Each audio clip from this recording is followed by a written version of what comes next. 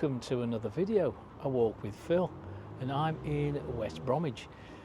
And today what I thought I'd do is take you to the Hawthorns, which is the home of West Bromwich Albion Football Club. I'm going to walk from where the High Street ends and where Birmingham Road begins. This is where most of the fans of West Bromwich Albion would be walking from the town centre up through the upper part of the High Street and along the Birmingham Road. And as we walk along the Birmingham Road, let's see what else we can spot as we make our way to West Bromwich Albion's football ground, the Hawthorns. Yes, this is where our journey begins.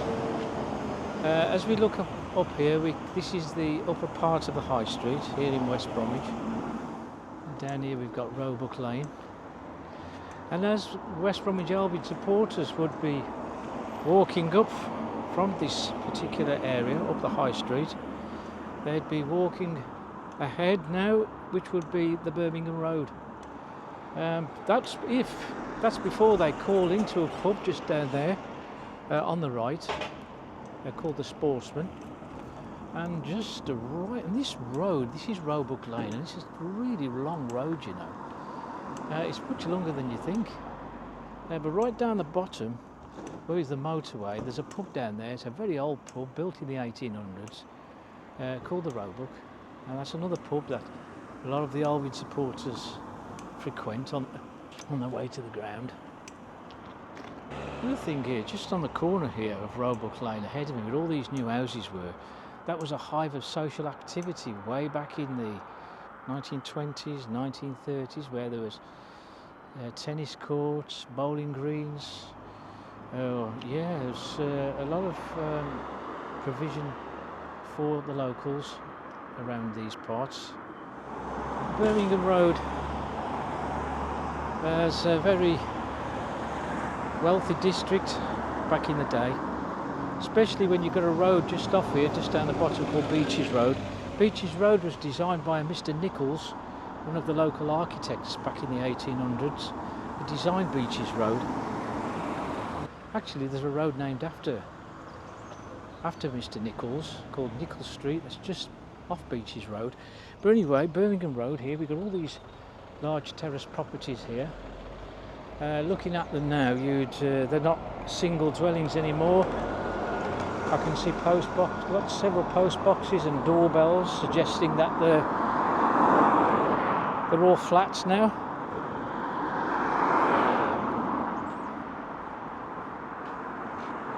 These are all kind of newish properties here, but I don't know what it is or what used to be there. Case in point, that end house there, look, you can see 8 post boxes on the front. Extraordinarily busy road at times, this one, Birmingham Road, because it leads onto the big huge island ahead of us, which is the motorway island, we call it.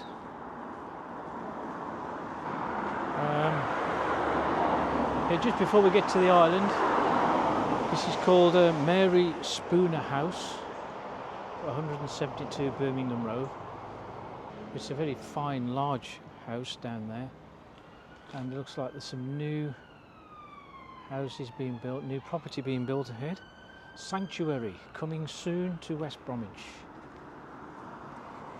Do you know, I never knew this was a school, Sandwell Valley School. This is an outstanding school, it says.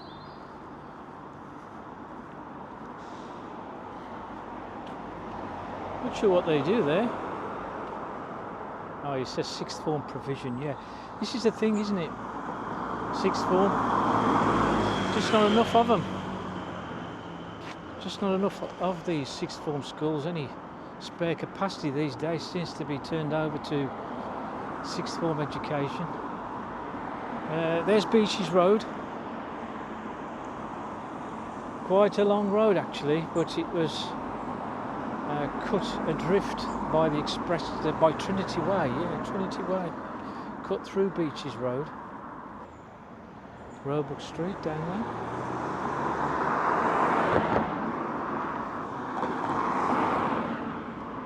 This building here looks fairly new, modern. Remember a large brick-built office block used to stand there on the corner. Wish me luck crossing the motorway in a bit. Generally when there's a football game on, lanes are closed for supporters to walk along the busy road to the ground. If we look over there, you can't really see much, but that's part of Sandwell Valley, and it would have stretched all over this over here, where you can see this island here. There is all these large trees in the centre. That would have all been part of Sandwell Valley before all the construction of the motorway. Or back then, back in the early days, the late 1700s, 1800s, it would have been the estate of the Earls of Dartmouth. Lots of roads leading onto this large island with the motorway running underneath it. And this is one of the exit roads from the motorway. Let's see if we can get across.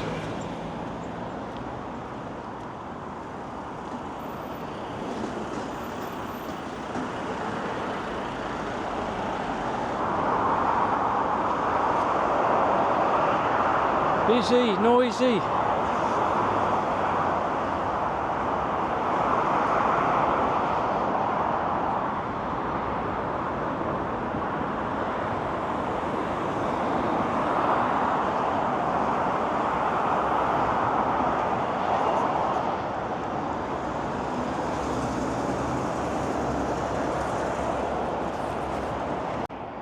As we quickly dash across this junction of the motorway, but just there where it says Cal Trucks and all these trucks here on this car park, that used to be a typewriter company. Not sure how much of the original company is still standing, or it's all standing, but I don't know. But that's good. That used to be called Smith Corona Typewriters. West Bromwich was quite well known for typewriters back in the day. I'm not sure when this Smith Corona building was constructed, but they were one of the world leaders in typewriters, portable typewriters, and the company was actually created back in 1886 in America. It was an American company, and not only typewriters, but they expanded into calculators in the 50s, 60s, but the calculator market crashed because there were so many cheap calculators being made, and Smith Corona suffered financially because of that, and that finally collapsed in 1981. But before that, West Bromwich also had a typewriter company which used to operate in Pitt Street and Queen Street on the corner. HAWTHORNS, I believe, where it was the HAWTHORNS building, and it was called the British Typewriters. And this company, what we've just seen, Smith Corona, bought British Typewriters in 1958. But sadly now, we've got no reminders of the typewriting history here in West Bromwich. Anyway, I've got to try and cross this road now. This is Kenrick Way, another busy dual carriageway that brings us onto this large island here. Lose our chance to cross without being knocked down running across. There you go. Just made it.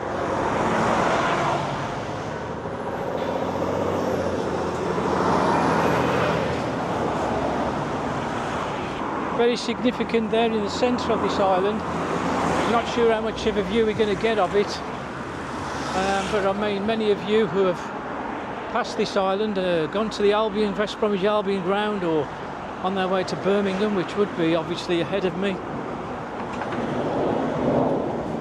On that island there you can see the lodge.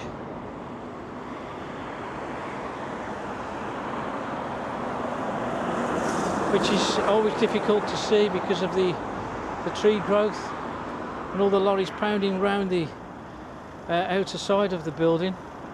But that was the gatehouse that would lead to the estate of Sandwell Hall in the valley, Sandwell Valley, and it's been there since 1800s, and it was and you can't quite see it, but there's an adjoining wall to the building, and it's formerly known as the Sandwell Arch.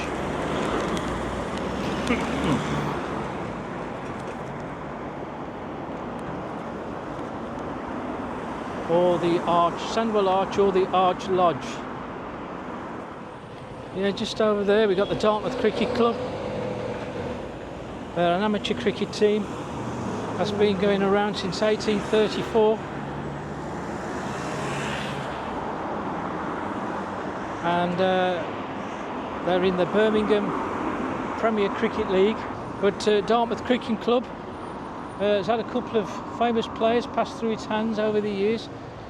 Indeed, Eric Hollis was one of the most famous players back in the 40s, 1948.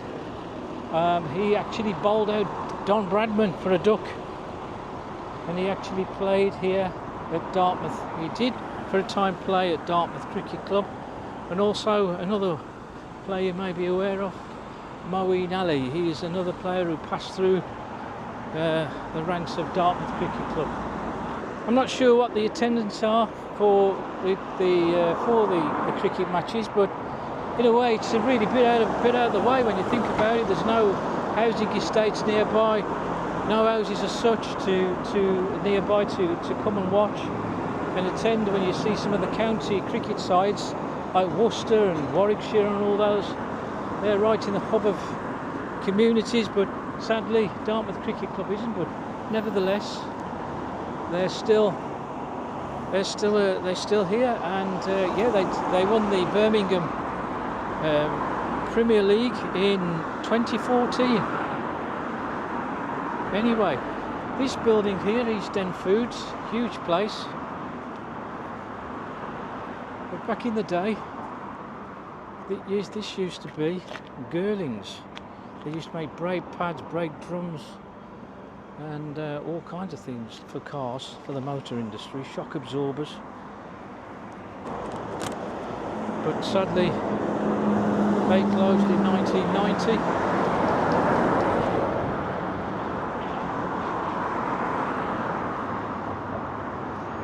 Some other large industrial bases here. I'm not sure what they would have done back in the day.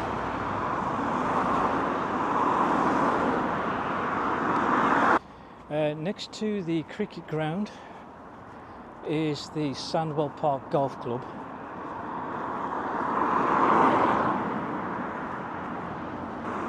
We've got a bridge here. I think it's to connect the schools here. The school there in the distance. We're very getting close now to the football ground itself. Starbucks just there on my left. These coffee places now springing all over the place now, aren't they? Yeah, next to Starbucks there you can see large chimney stacks there. That relates to Allied Bakeries. Now I'm not 100% sure, but it used to be Sunblessed Bakeries, I believe.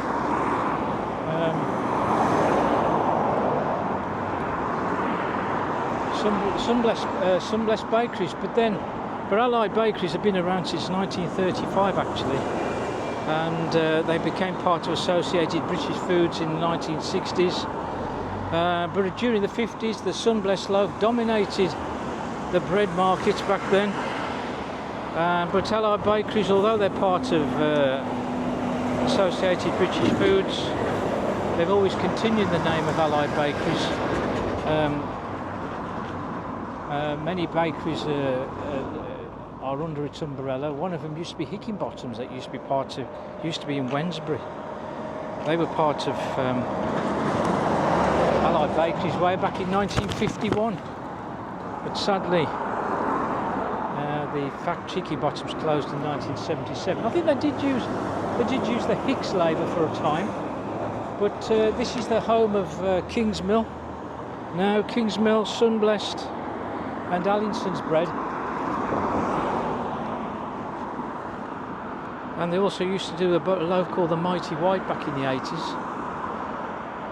But they were always competitors with Hovis and Mother's Pride back in the day. But anyway, I just thought I'd mention this as well. Who remembers just here? Who remembers just here where the Starbucks is? There used to be. Now I could be wrong, but wasn't there a gun makers here called Webley and Scott? Webley and Scott used to were a Birmingham gun making company. They set themselves up in the 1870s in Weeman Street in the gun quarter, but for varying reasons they decided to leave the gun quarter and set up business here in West Bromwich. But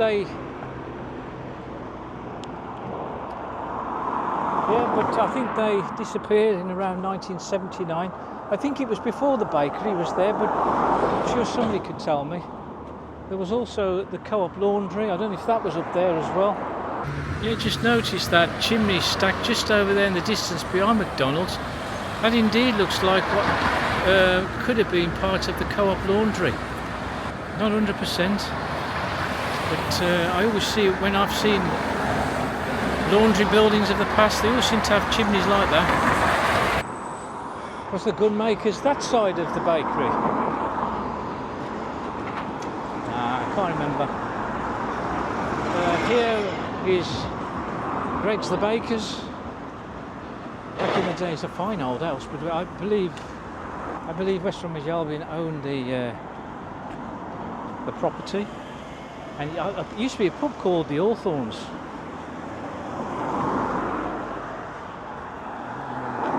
When the Albion bought that place, I'm not sure what they was going to do with it, but looks like it's been leased out to Greg's.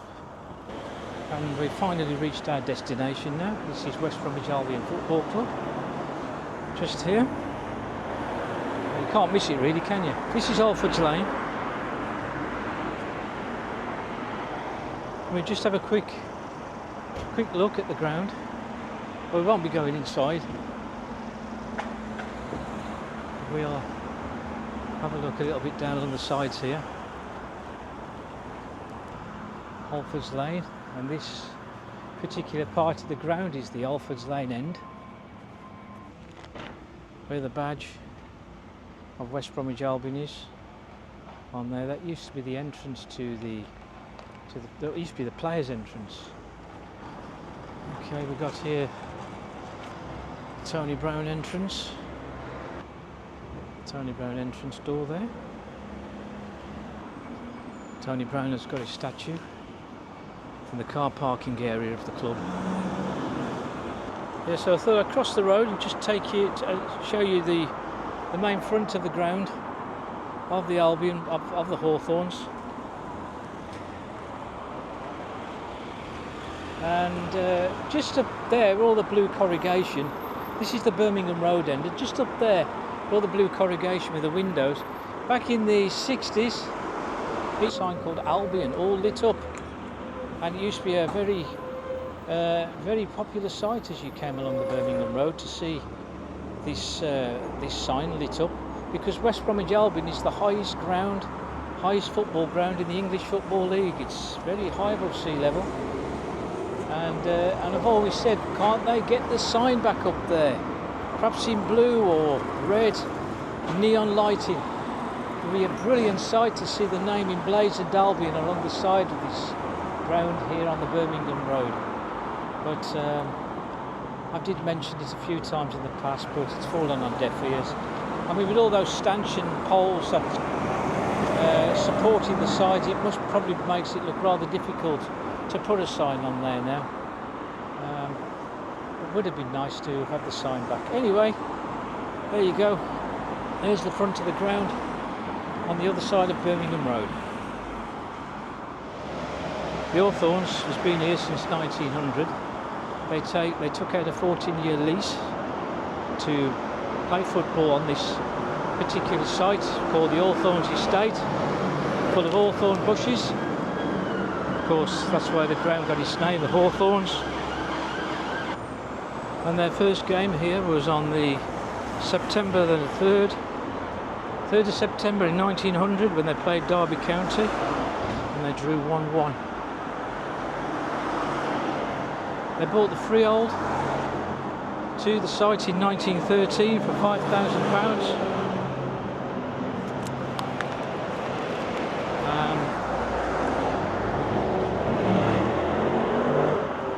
They put some new terracing in the ground in 1920, which increased the capacity from 35,000 right up to 65,000. Can you believe 65,000 people would cram into this football ground? It would be, you would think it would be impossible.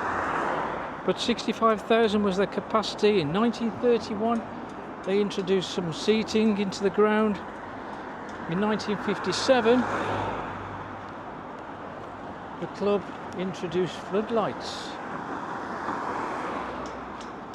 And after some persuasion, West Bromwich Albion finally commemorated one of Albion's greatest strikers, Jeff Astle, by creating the Astle Gates with his birth and his death on them from 1942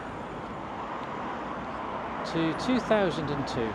Yeah, it took a bit of a while to persuade them to commemorate Jeff Astle in some way, and they created these gates. And Jeff there with his famous pose. Okay, we're in the car park now. We'll have a look in here, and we're just going to have a look at the Tony Brown statue. Yeah, in 1957, when they introduced floodlights, they played their first game on the 18th of September under floodlights in 1957, 18th of September, and drew 1-1 with Chelsea. And over the years, they've always sought to improve the ground, but to the detriment of the capacity, actually. The more improvements they've made down below Rainbow Stand and Alford's Lane, and in creating new stands at the Birmingham Road and the Smethwick End, it's all contributed to the ground reducing its capacity from around 35,000 down to the current capacity, which is incredibly 26,850, which seems remarkably low for a club of its stature. All the players' entrances and club shops and stuff was all moved over here to the back of the East Stand in 2002. So let's take a look at the Tony Brown statue, for those who haven't seen it before.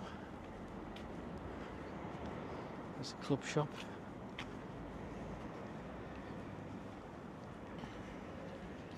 There you can see Tony Bomber Brown. And we'll read the description on here. Tony Bomber Brown. He said, he quotes, "The moment I walked into the Hawthorns, I felt I was at home." He was here from 1961 until 1981, and he played 720 games and scored 279 goals.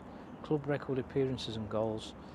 Football League Cup winner in 1966 and FA Cup winner in 1968.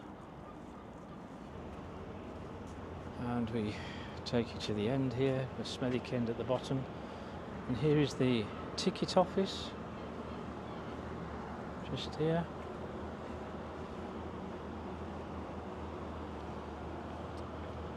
And there's all the turnstile gating for the East End stand. At the bottom is the Smethwick End if you go to the right.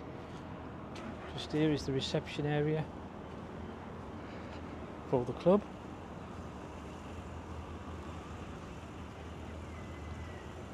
See ahead there, we've got McDonald's. I wonder what McDonald's is like on a match day. It must be absolutely rammed in there. Absolutely rammed. Okay then folks, that's end of our walk up to the West Bromwich Albion Football Club. And we saw one or two things on the way, but the club itself He's in the Championship, as they call it now. It's one league below the Premier League, and that's what Albion's ambition is, to get back into the Premier League. Sure, it will happen again one day. It would be lovely if we had this player behind us, Tony Bomber Brown, in our ranks. But sadly, he's way retired now.